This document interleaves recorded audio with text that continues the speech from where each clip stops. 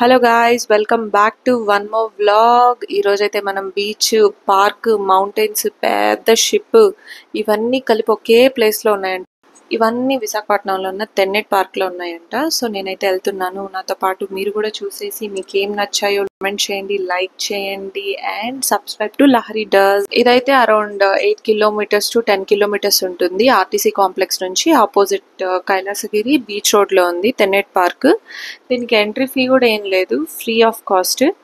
And ideal timings వచ్చేసి morning 6 to 10, తర్వాత వచ్చేసి ఆఫ్టర్నూన్ 4 తర్వాత అయితే వెళ్ళొచ్చు. ఎండ లేకపోతే బాగుంటుంది కదా మనం తిరగడానికి. సో అవైతే ఐడియల్ టైమింగ్స్. ఇక్కడైతే మొత్తం పైనంతా పార్క్ సెటప్ లో ఉంది, ఇంకా చిల్డ్రన్స్ ప్లే ఏరియా ఉంది, మొత్తం గార్డెన్ ఏరియా ఉంది. మంచిగా మనం ఫోటో షూట్స్ తీసుకోవచ్చు, pre wedding shoots, baby shoots ఏవన్నా తీసుకోవచ్చు అనమాట. లొకేషన్ చాలా ఫ్రెండ్లీగా. ఈ లొకేషన్ అంతా కూడా ప్లాస్టిక్ ఫ్రీ జోన్, చాలా పీస్ఫుల్ గా ఉంది. మన బిజీ లైఫ్ లోంచి ఒక్క రోజు బ్రేక్ కావాలి, రిఫ్రెషింగ్ గా ఏదైనా చేయాలనుకుంటే తెన్నెట్ పార్క్ అయితే వెళ్ళిపోవచ్చు. ప్లస్ మాకు చాలా తక్కువ టైం ఉంది కాబట్టి ఇవన్నీ ఒకే లొకేషన్ లో కవర్ చేద్దామని తెన్నెట్ పార్క్ అయితే వచ్చేసాం. సో మనం పైనుంచి కిందకైతే దిగాలన్నమాట. ఒక 50 to 80 స్టెప్స్ దిగాల్సి వస్తుంది బీచ్ లోకి వెళ్ళాలనుకుంటే. దిగే కొద్దీ మనం బీచ్ కి చాలా దగ్గరికి వెళ్ళిపోతుంటాం. ఈ బీచ్ చాలా వెరైటీగా కూడా ఉంది. ఈ ప్లేస్ అయితే ఇన్స్టాగ్రామబుల్ అనే చెప్పొచ్చు. మంచిగా పిక్స్ తీసుకోవచ్చు, ఇంకా చాలా డిఫరెంట్ గా ఉంది ల్యాండ్స్కేప్స్ అంతా.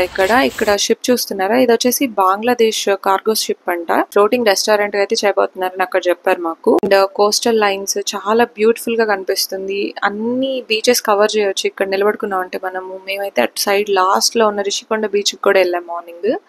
ఆ వీడియో కూడా అప్లోడ్ చేస్తాను. మన ఛానల్ కొత్తగా చూస్తుంటే సబ్స్క్రైబ్ లహరి డస్.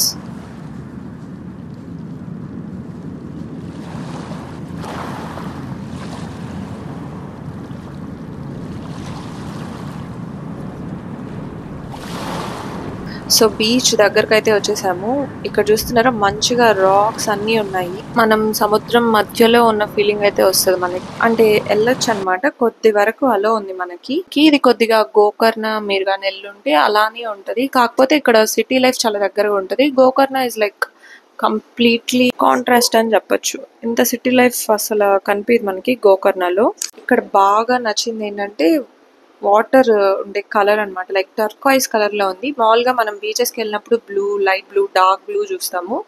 బట్ ఇక్కడ చాలా డిఫరెంట్ అనమాట. మీరు ఏ బీచ్కి వెళ్ళినా ఇదే వాటర్ కలర్ అయితే ఉంది, టర్కాయిస్ కలర్. చాలా బ్యూటిఫుల్ గా ఉంది. ఇప్పుడైతే ఆ షిప్ దగ్గర కూడా వెళ్తున్నాము, కొద్దిగా క్లోజ్ కి వెళ్తున్నాము. ఇక్కడ చూడండి, ఇప్పుడు షిప్ చాలా పెద్దగా ఉంది. ఇదే అనమాట ఫ్లోటింగ్ రెస్టారెంట్ గా అయితే చేయబోతున్నారంట. అండ్ ఇక్కడ మనకైతే హార్స్ రైడింగ్ ఉంది.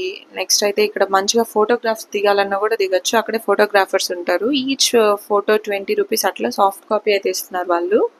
అండ్ ఇక్కడ మంచిగా ఫుడ్ ఐటమ్స్ అంటే లోకల్ ఫుడ్ లాగా కూడా దొరుకుతుంది. ఇక్కడైతే మనకి బీచ్ ఇరుకు, పార్క్ ఇరుకు, మౌంటైన్ ఇరుకు, అన్ని ఇరుక్కొని ఉన్నాయన్నమాట. మీరు వైజాగ్ వెళ్తే తప్పకుండా చూడండి. చాలా బ్యూటిఫుల్ ఎక్స్పీరియన్స్ ఉంటుంది ఇక్కడ. ఇది బే ఆఫ్ బెంగాల్ కి కూడా చాలా దగ్గర అంట ఇది. ఇంకా మనం పైకి వచ్చే కొద్దీ వ్యూస్ అయితే ఎన్హాన్స్ అవుతా ఉంటాయి అనమాట. మనం ఏ కార్నర్ చూసినా కూడా మనకి మంచిగా కోస్టల్ లైన్ అయితే కనిపిస్తుంది. పార్క్ అంతా అలానే ఉంటది.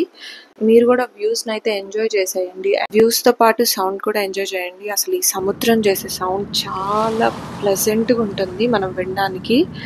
వినేసేయండి కళ్ళు మూసుకొని ప్రశాంతంగా. సో మేమైతే కొద్దిసేపు ఆ బీచ్ దగ్గర బాగా ఎంజాయ్ చేసేసి ఫొటోస్ తీసుకొని ఇంకా పైకి అయితే వచ్చేసాము. పైన వాకింగ్ చేయొచ్చు అండ్ మనం హ్యాపీగా కూర్చొని రిలాక్స్ అవ్వచ్చు. దిగలేని వాళ్ళు పైన ఉండొచ్చు, దిగలిగిన వాళ్ళు బీచ్కి వెళ్ళొచ్చు అనమాట. పైన కూడా మంచిగా ఫుడ్ కోర్ట్స్ ఉన్నాయి అండ్ ప్లే ఏరియా కూడా పైన బాగుంది. ఇంకొచ్చేసి మంచిగా గార్డెనింగ్ చూసారా ఎంత కలర్ఫుల్ గా చేస్తున్నారో ఇక్కడ. ఇంకా ఇక్కడ జిమ్ కూడా ఉందన్నమాట, చిన్నది మినీ జిమ్ అంటాం కదా అలాంటిది.